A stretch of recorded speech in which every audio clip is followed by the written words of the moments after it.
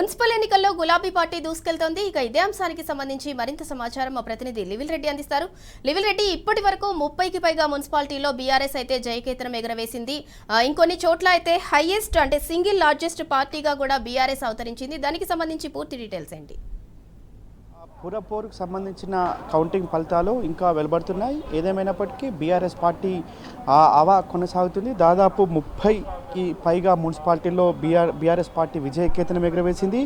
మరో 17 మున్సిపాలిటీల్లో single largest పార్టీగా బీఆర్ఎస్ పార్టీ అవతరించింది. ఇండిపెండెంట్ సహాయంతో ఖచ్చితంగా ఇప్పటికే దాదాపు 15 మున్సిపాలిటీలు సొంతం చేసుకున్న బీఆర్ఎస్ పార్టీ మరో 17 మున్సిపాలిటీలు కూడా సొంతం చేసుకునే దిశగా బీఆర్ఎస్ పార్టీ అడుగులు వేస్తుంది.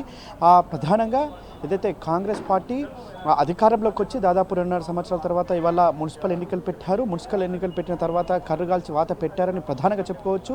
గత బీఆర్ఎస్ ప్రభుత్వంలో దాదాపు 92% మున్సిపాలిటీల్లో బీఆర్ఎస్ పార్టీ కైవసం చేసుకుంది. అప్పుడు 112 మున్సిపాలిటీల్లో ఎన్నికలు జరగా 108 మున్సిపాలిటీల్లో అప్పుడు బీఆర్ఎస్ పార్టీ విజయకేతనం ఎగురవేసింది. కేవలం ఆనాడు ప్రధాన ప్రతిపక్ష పార్టీగా ఉన్న కాంగ్రెస్ సింగిల్ డిజిట్ అంటే 4 స్థానాలకే పరిమితమైంది.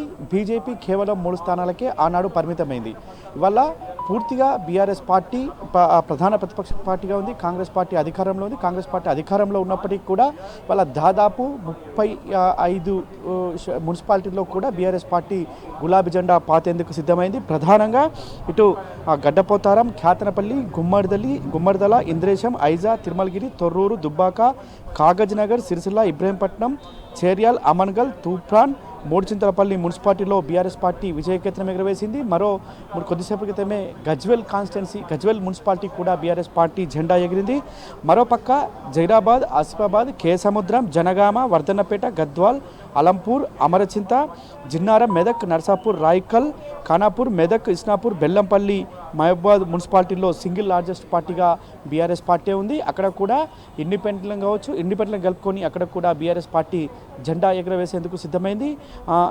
మున్సిపల్ ఎన్నికల్లో దాదాపు 30కి పైగా మున్సిపాలిటీలో బీఆర్ఎస్ పార్టీ జెండా ఎగురవేస్తుంది. మరో 17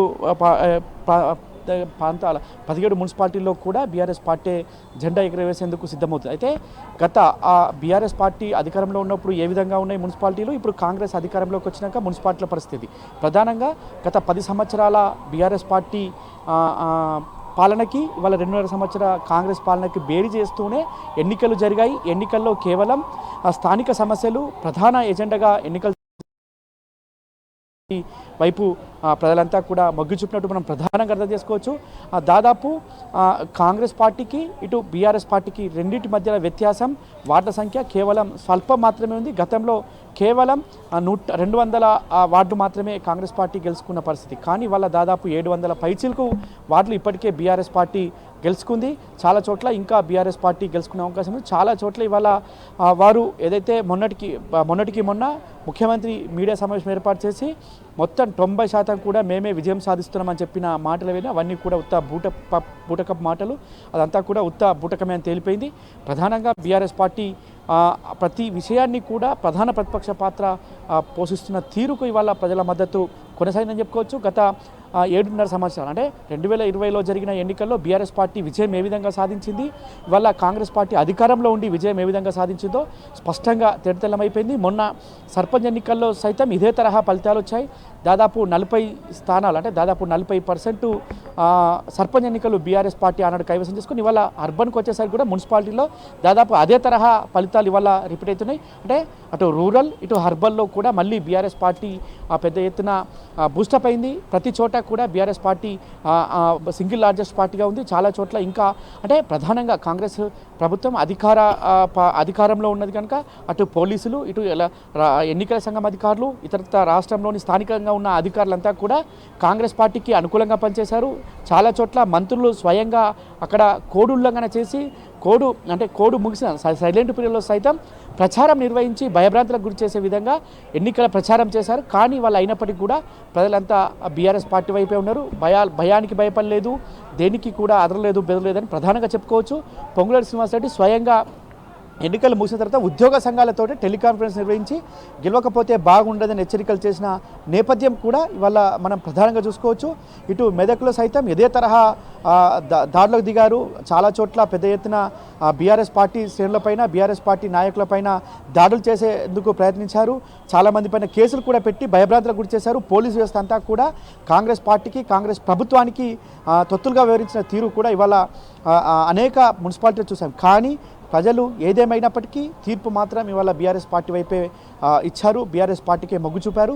ఇవాళ గ్రామాలు అయితేంది, పట్టణాలు అయితేంది, బీఆర్ఎస్ పార్టీ చేసిన అభివృద్ధే సూత్రంగా ఇవాళ ముందుకెళ్ళింది బీఆర్ఎస్ పార్టీ. అందుకు అనుగుణంగానే వాళ్ళ ఫలితాలు కూడా వస్తున్నాయి. అధికారంలో ఉండి కూడా సాధించలేని సీట్లు ఇవాళ బీఆర్ఎస్ పార్టీ ప్రధాన ప్రతిపక్ష పార్టీగా ఉండి సాధించింది. బీజేపీ అనేక సీట్లు సాధిస్తుందని చెప్పేసి మొదట చెప్పినప్పటికీ కూడా ఎక్కడ కూడా ఇండిపెండెంట్ అభ్యర్థితో పోటీ పడుతున్న పరిస్థితి ఇవాళ రాష్ట్ర వ్యాప్తంగా బీజేపీ పరిస్థితి కనిపిస్తుంది. అంటే పూర్తిగా అటు బీజేపీ కాంగ్రెస్ రెండూ కూడా కొన్ని చోట్ల ఒకటైన పరిస్థితి కనిపిస్తుంది. కానీ ఇవాళ కాంగ్రెస్కు ఇటు బీజేపీకి రాష్ట్రంలో ఉన్న కాంగ్రెస్ ప్రభుత్వం కేంద్రంలో ఉన్న బీజేపీ ఇద్దరిని కూడా ప్రజలు నమ్మలేదు, వారి వైపు చూడలేదు అనేది ప్రధానంగా ఇక్కడ చర్చించుకోవాల్సింది. అభ్యర్థులు కాంగ్రెస్ పార్టీ అభ్యర్థులు కావచ్చు, బీఆర్ఎస్ పార్టీ అభ్యర్థులు కావచ్చు, బీజేపీ పార్టీ ముగ్గురు కూడా స్థానికంగా ఉంటారు. కానీ స్థానికంగా ఎవరు మనకు పనిచేస్తారు? ఇవాళ హైదరాబాద్ లాంటి నగరంలో హైడ్రా వచ్చి అడలెత్తిస్తుంటే ఎవరు మనకు పేద ప్రజలకు అండగా ఉన్నారు? ఇవన్నీ అంశాలను కూడా కులంకషంగా చూసుకొని ఇవాళ బీఆర్ఎస్ పార్టీ వైపు మొగ్గు చూపిన పరిస్థితి స్పష్టంగా అర్థమవుతుంది. మొదటి నుంచి కూడా 30 నుంచి 35 మున్సిపాలిటీలు బీఆర్ఎస్ పార్టీ కలిసి ఆ దిశగానే ఉంది. చాలా చోట్ల ఇవాళ బీఆర్ఎస్ పార్టీ గెలిచే చోట్ల కేవలం స్వల్ప ఓట్లతోటి మాత్రమే, అంటే 5, 10, 12 ఇట్లా ఓట్లతో ఓడిపోయింది. అక్కడ రికౌంటింగ్ చేయించుకొని మళ్ళీ కాంగ్రెస్ పార్టీ అంటే అక్కడ కూడా కొంత అధికార దుర్వినియోగం చేస్తున్నారు అనేది చర్చ జరుగుతుంది. రాష్ట్ర ఎన్నికల సంఘం ఏం చేస్తుంది, పోలీస్ యంత్రాంగం ఏం చేస్తుంది అనేది కూడా ఒక చర్చ. అక్కడ కూడా ఇవాళ బీఆర్ఎస్ పార్టీ మెజార్టీ సీట్లు లీడ్ సాధించే దగ్గర కూడా 5, 10 ఓట్లతోటి బీఆర్ఎస్ పార్టీ విజయం సాధించిన దగ్గర కూడా ఇవాళ కాంగ్రెస్ పార్టీ మళ్ళీ రికౌంట్ పేరు మీద వారి ఖాతాలు వేసుకునే ప్రయత్నం చేస్తుంది. మరోపక్క ఇవాళ బీఆర్ఎస్ పార్టీ ఎక్కువ సీట్లు సాధించిన దగ్గర ఓడ్చుకోలేకుండా ఇవాళ కాంగ్రెస్ పార్టీ అడ్డగోలుగా వారిపై దాడులు చేసే ప్రయత్నం చేస్తుంది. చాలా చోట్ల ఇవాళ ప్రధానంగా ఇస్నాపూర్ కావచ్చు, అటు దుబ్బాకల మన గజ్వెల్ మున్సిపాలిటీలో కూడా వార్డు మెంబర్లు గెలిచిన బీఆర్ఎస్ పార్టీ ఆర్డినల్ అక్కస్తోటి వారిపై దాడి చేసిన పరిస్థితి ఇవాళ చాలా చోట్ల కనిపిస్తుంది. అంతేకాకుండా జనగాం సంబంధించి కూడా ఇండిపెండెంట్లను కిడ్నాప్ చేసిన పరిస్థితి కనిపిస్తుంది. ఈ విధంగా ఏదైతే వర్ధన్నపేటలో మాజీ ఎమ్మెల్యే ఆరు రమేష్ ఆధ్వర్యంలో పెద్ద ఎత్తున ధర్నా కొనసాగుతుంది. బీఆర్ఎస్ పార్టీ గెలిచిన అభ్యర్థికి 12వ వార్డుకు సంబంధించిన గెలిచిన అభ్యర్థికి మళ్ళీ రికౌంట్ పేరు మీద కుట్రలు చేశారు. ఆ రికౌంట్ పేరు మీద మళ్ళీ కాంగ్రెస్ పార్టీ గెలుస్తుందని చెప్పేందుకే ఇవన్నీ రికౌంటింగ్ చెప్పారని చెప్పేసి కూడా ఒక చర్చ జరుగుతుంది. ఓవరాల్గా కాంగ్రెస్ పార్టీకి కర్రగాల్చి వాత పెట్టారు, బీఆర్ఎస్ పార్టీకి మళ్ళీ ఓటర్లంతా కూడా జై కొట్టారనేది ప్రధానంగా చర్చించుకోవచ్చు. వాళ్ళ చాలా చోట్ల అధికార పార్టీకి మొన్న జరిగిన మహారాష్ట్ర ఎన్నికలు కావచ్చు, మహారాష్ట్రలో మున్సిపల్ ఎన్నికలు జరిగినాయి. అక్కడ క్లియర్ కట్గా కాంగ్రెస్ అక్కడ బీజేపీ అధికారంలో ఉంది, బీజేపీ వైపే మొగ్గు చూపారు.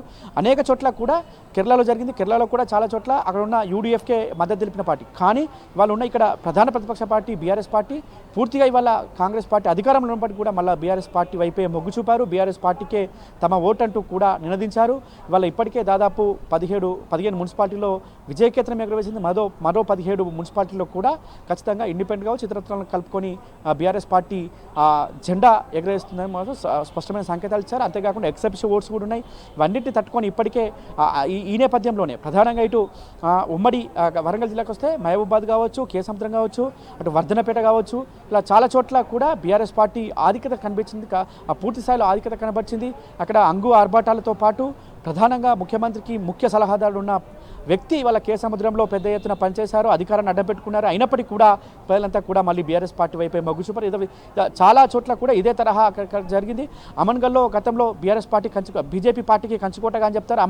అమన్గల్లో సైతం ఇవాళ బీజేపీ పార్టీని బీఆర్ఎస్ పార్టీ ఓడగొట్టి బీఆర్ఎస్ పార్టీ జెండా ఎగురవేసిన పరిస్థితి. ఈ విధంగా మొత్తం బీఆర్ఎస్ పార్టీ ప్రజల పార్టీ, బీఆర్ఎస్ పార్టీ తెలంగాణకు శ్రీరామరక్ష అనే ఒక ఉదాహరించడానికి ఇది ఒక ఎగ్జాంపుల్గా చెప్పుకోవచ్చు. మొన్న జరిగిన ఎలక్షన్లకి ఈ ఎలక్షన్లకి మరింత ఓటు బ్యాంకు పెరిగింది అనేది ఇవాళ రాజకీయ విశ్లేషకులు చెప్తున్నారు. ఓవరాల్గా చూసినట్టయితే మొత్తం 30 నుంచి 35 మున్సిపాలిటీలు బీఆర్ఎస్ పార్టీ ఖాతాలో జమ కానున్నాయి స్పష్టంగా తెలుస్తుంది. సింధురా, లెవెల్ రెడ్డి, అంటే ఇప్పటి వరకు ఉన్న రిజల్ట్ చూసుకున్నట్లయితే అంటే తెలంగాణ ఏర్పడిన నాటి నుంచి ఎప్పుడైనా సరే తెలంగాణలోనే కాదు దేశవ్యాప్తంగా కూడా అధికార పార్టీకే ఎక్కువగా మెజార్టీ వస్తుంది, అధికార పార్టీయే ఎక్కువ సీట్లు దక్కించుకుంటుంది. అందుకు భిన్నంగా ఇవాళ అయితే తెలంగాణలో అయితే సిచ్యువేషన్ అయితే ఏర్పడింది. అంటే ఈ 2 ఏళ్ల పాలన మీద విసుగు చెందున్నారు ప్రజలు, అందుకే బీఆర్ఎస్కి పట్టం కట్టారు అని అనుకోవచ్చా? అండ్ ఇంకొకటి యూరియా కష్టాలు కావచ్చు, అన్నదాతలు రకరకాలుగా కష్టాలు పడ్డారు ఈ గడిచిన 2 ఏళ్లుగా కూడా. వాళ్ళు అప్పుడే చెప్పారు ప్రజలు ఒకే మాట ఏంటి అని అంటే మాకు లోకల్ బాడీ మున్సిపాలిటీ ఎలక్షన్స్ వచ్చినప్పుడు మేము ఖచ్చితంగా కాంగ్రెస్ పార్టీకి రిటర్న్ గిఫ్ట్ అయితే మా ఓటుతోటి ఇస్తాము అని ఇవాళ అది నిలబెట్టుకున్నారు ప్రజలు అని అనుకోవచ్చా? ఎగ్జాక్ట్లీ మనం ఇప్పటిదాకా చెప్పుకున్నట్టు మహారాష్ట్రలో అధికారంలో బీజేపీ పార్టీ ఉంది. అక్కడ క్లియర్ కట్గా బీజేపీ పార్టీకే మొగ్గు చూపారు. మెజార్టీ కాదు, పూర్తి స్థాయిలో కూడా బీజేపీ పార్టీ అక్కడ అధికారం చేపట్టింది మొన్న జరిగిన మున్సిపల్ ఎన్నికల్లో. అదే తరహా కేరళలో కూడా యూడీఎఫ్ ఉంది. అక్కడ కూడా కేరళలో యూడీఎఫే 1-2 స్థానాలు తిరువనంతపూర్ తప్ప మిగతా అంతా కూడా అక్కడ కేరళలో యూడీఎఫే అక్కడ అధికారంలోకి వచ్చింది. ఇదే తరహా బీఆర్ఎస్ పార్టీ అక్కడ మహారాష్ట్ర, కేరళ 2 ఉదాహరణలు తీసుకుంటే కాంగ్రెస్ పార్టీ రాష్ట్రంలో అధికారంలో ఉంది. కానీ వాళ్ళ బీఆర్ఎస్ పార్టీకే పట్టం కట్టారు. ఎందుకంటే 2.5 సంవత్సరాల్లో ఇచ్చిన హామీలన్నీ కూడా గాల్లో కలిసిపోయాయి. ఇచ్చిన వాగ్దానాలన్నీ కూడా ఇవాళ ఉత్త నీటి మూటలని ప్రధానంగా చర్చ జరుగుతుంది. ప్రధానంగా మీరు అన్నట్లు యూరియా కష్టాలు ఇవాళ చాలా చోట్ల పట్టణాల్లో కూడా రైతాంగం వ్యవసాయం చేస్తారు. చాలా చోట్ల రైతుల వ్యవసాయంతో పాటు ఇతరత్ర జీవనంపై ఉపాధిపై ఆధారపడి ఉంటారు. ఆ ఉపాధి మార్గాలన్నీ కూడా కాంగ్రెస్ పార్టీ గాల్లో కలిపింది. ప్రధానంగా ఇచ్చిన హామీలు ఏది కూడా ఇవాళ అమలు చేయలేదు. అరచేతిలో వైకుంఠం చూపించారే తప్ప హామీలు అమలు చేయలేదనేది ప్రధానంగా చర్చ. అందుకోసమే ఖచ్చితంగా బీఆర్ఎస్ పార్టీ తెలంగాణకు శ్రీరామరక్ష, ఖచ్చితంగా బీఆర్ఎస్ పార్టీ వైపు మొగ్గు చూపితేనే మళ్ళీ రానున్న అసెంబ్లీ ఎన్నికల్లో సైతం బీఆర్ఎస్ పార్టీ గెలుపుకు అవకాశాలు ఉంటాయి, గెలుపుకు బాటలేసిన వారం అవుతామనే ఒక ఆలోచన ఇవాళ ప్రజల్లో కనపడింది. చాలా చోట్ల ఇవాళ తొర్రూరు కావచ్చు, అటు తిరుమలగిరి కావచ్చు, ఇలాంటి చోట అంతా కూడా మున్సిపల్ అయినప్పటికీ కూడా అందులో 90% వ్యవసాయం పైన ఆధారపడి ఉంటారు. వారంతా కూడా యూరియా కష్టాలు ఫేస్ చేసిన వారే ఉంటారు. దాంతోపాటు మహిళలకు 2500 ఇస్తామని చెప్పారు. అంతేకాకుండా ఇవాళ గత ప్రభుత్వంలో బీఆర్ఎస్ ప్రభుత్వంలో ఇంటింటికి మంచినీరు ఇచ్చారు, 1 రూపాయికే నల్ల కనెక్షన్ ఇచ్చారు. కానీ కాంగ్రెస్ ప్రభుత్వం వచ్చిన తర్వాత దాన్ని వల్ల నీరుగార్చే ప్రయత్నం చేశారు. ఎక్కడ కూడా మంచినీటిని సప్లై చేయడంలో పూర్తిగా ప్రగతి పేరు మీద ఆనాడు ప్రతి మున్సిపాలిటీకి ప్రతి నెల డబ్బులు విడుదల చేసి ఆయా మున్సిపాలిటీలో అభివృద్ధి కార్యక్రమాలకు కావచ్చు, ఆయా మున్సిపాలిటీల్లో ఇతర కార్యక్రమాలకి ఆ నిధులు వాడేవారు. కానీ వాళ్ళ కాంగ్రెస్ ప్రభుత్వం 2.5 సంవత్సరాలు పూర్తయినప్పటికీ ఏ ఒక్క రూపాయి మున్సిపాలిటీలో కేటాయించకపోవడంతో ప్రజలంతా విసుకొచ్చిర్రు. ఎక్కడేసిన చెత్త అక్కడే ఉండడంతో కంపు కొట్టి ఆ కంపంతా ఇవాళ కాంగ్రెస్ పార్టీకి కర్రగాల్చి వాత పెట్టే విధంగా తయారైంది. అందుకే మళ్ళీ బీఆర్ఎస్ పార్టీ అంటే పట్టణాలైనా పల్లెలైనా బీఆర్ఎస్ పార్టీకి పట్టం కడితేనే ఇవాళ భవిష్యత్తు ఉంది, బీఆర్ఎస్ పార్టీకి ఓటేస్తేనే మళ్ళీ మంచి పునాదులు నిర్మించుకుంటాం అని చెప్పేసి ఇవాళ ఆ తరహా ఫలితాలు ఇచ్చినట్లు కూడా మనం స్పష్టంగా చెప్పుకోవచ్చు.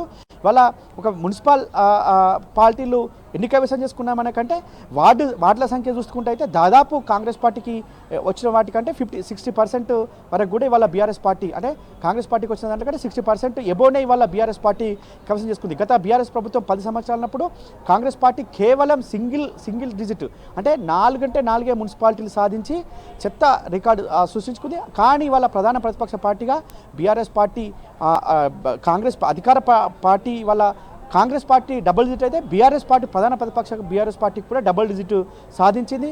ఖచ్చితంగా రానున్న రోజుల్లో కాంగ్రెస్ పార్టీకి మరింత రిజల్ట్స్ కనిపిస్తాయి. మీరు అన్నట్టు రిటర్న్ గిఫ్ట్స్ కూడా ప్రజలు ఇవ్వడానికి సిద్ధంగా ఉన్నారు అనేది ఈ ఎన్నికలే సాక్ష్యంగానున్నాయి. వాళ్ళ పట్టణాల్లో పల్లెల్లో ఎక్కడ చూసినా ఒకటే నినాదం, మళ్ళీ కారు రావాలి, సార్ రావాలి, మళ్ళీ బీఆర్ఎస్ పార్టీ అధికారంలో చేపట్టాలనే ఒక నినాదం కొనసాగుతుంది. ఆ నినాదమే ఇవాళ పట్టణాల్లో కావచ్చు, పల్లెల్లో కావచ్చు, ఇదంతా ఈ ఓటు రూపంలో చూపిస్తున్నారు. ఇదే కాంగ్రెస్ పార్టీకి ఇచ్చే రిటర్న్ గిఫ్ట్గా కూడా వారంతా ఓటు రూపంలోనే ప్రధానంగా చూపిస్తున్నట్టు కూడా కనిపిస్తుంది.